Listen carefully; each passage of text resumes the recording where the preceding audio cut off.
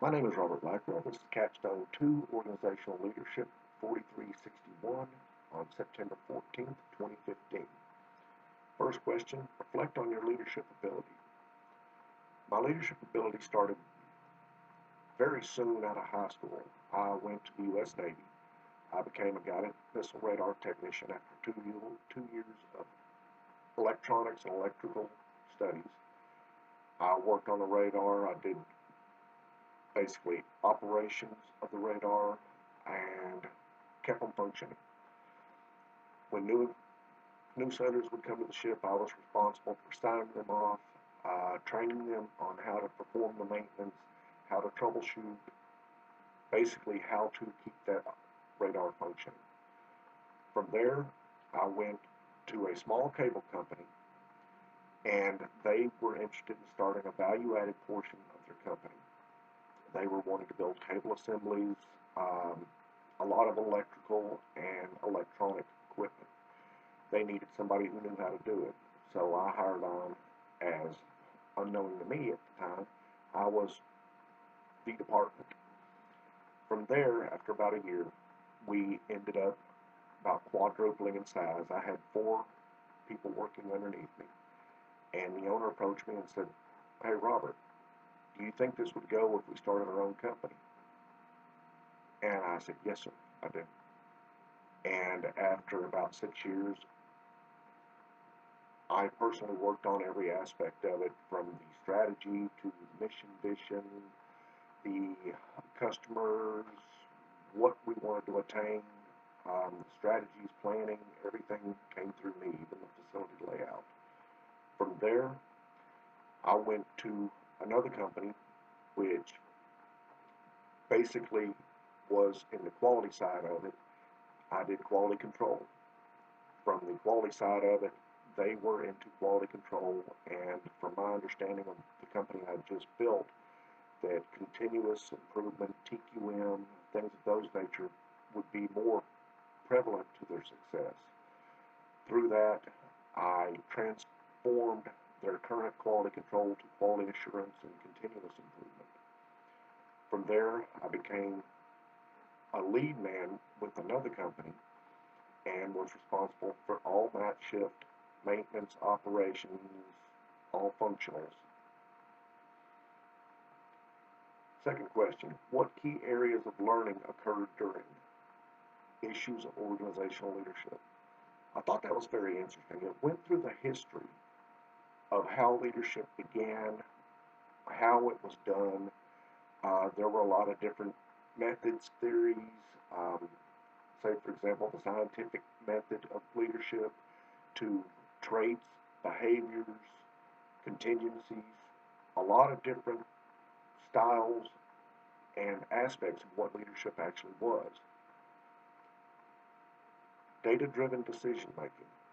That kind of hit home to me. My past performance has always been production and quality. I used a lot of statistics, SPC, um, always used data as best I could. This class really hit home to me because it taught me new ways to look at things. It taught me to use the right data. Find what you're looking for. The KPIs showed me so many different ways of looking at actual data that could be utilized and actually enhance how I'm making my decisions and how I drive from that to discern a decision. Behavior, ethics, and leadership. I think this is a very interesting topic to me. I think a lot of companies probably need to go through this course. Behavior, ethics, and leadership basically centered around do the right things. There's a lot of theories. Um, you've got so many different theories on how to develop different attitudes related to the ethical issues and how to correspond with that, not miss another opportunity or actually hurt or harm someone's beliefs, values. It was very interesting to me. I was enlightened a little bit when it came to organizational citizenship. I had missed that when I was working at the first company, and a lot of that was my fault because I didn't understand the full aspect of looking globally or internationally or in the community. I took it as I was within my own realm of the company. So that one hit home. Leadership theory. That was interesting because it was more of a manager to leader transition to me. I looked at how managers effectively achieve international and global strategies, how they plan, how they actually structure the organization, how they utilize resources. And then the leader side of it was building up different aspects, per se, the motivation, how to achieve that, to successfully enhance that program of managerial style to a leadership style. I thought that was very good. Leading change. That one was another good issue I liked. I was really highly impressed with leading change over organizational development.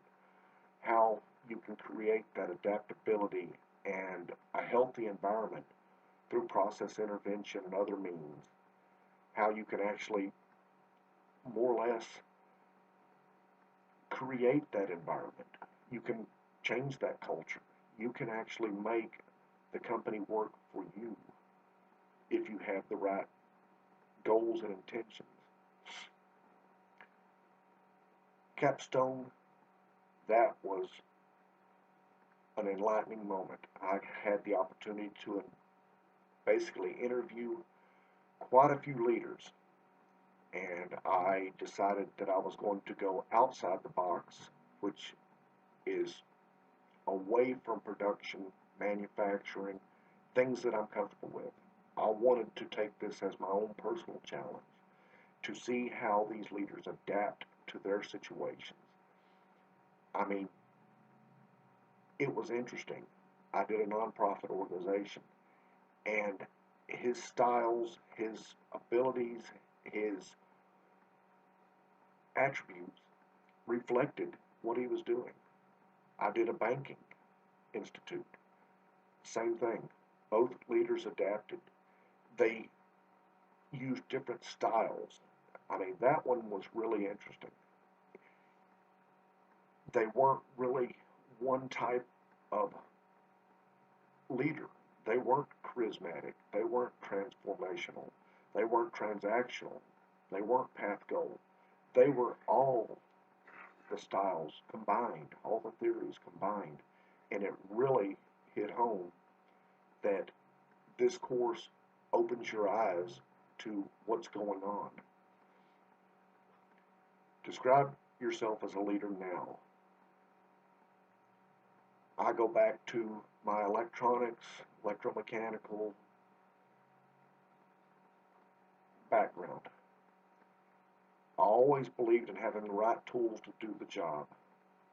I think that if you don't have the right tools, your best intentions are to do the right job, the best job, but you just don't have the means to do it. With this organizational development class, I think it has given me a lot of tools that I can use and work with. For example, motivation. When it comes to motivation, I looked at it as more or less the hierarchy of needs, Maslow. Hey, if the employee's secure, if he's safe, if he's got his self-esteem, you know, that one aspect is like, oh, okay, I have done my job. I disagree. After going through this program, I've learned that there's a lot of things you need to look at for motivation. For example, you've got contingencies, Vroom, um, Maslow, a lot of different ways you can look to motivate people. LMX. I mean, it's like having the right tool to do the job. As a leader, I think this organizational program has really shown me a lot of different ways that I could have done things better.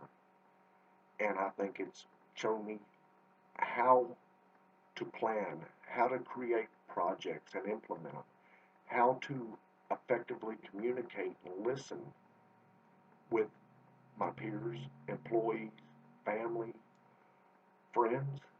I mean, there are so many aspects to this company, to this program, that unless you really observe what's going on, you don't understand how to influence, how to achieve these goals, how to better create innovation, how to use that data.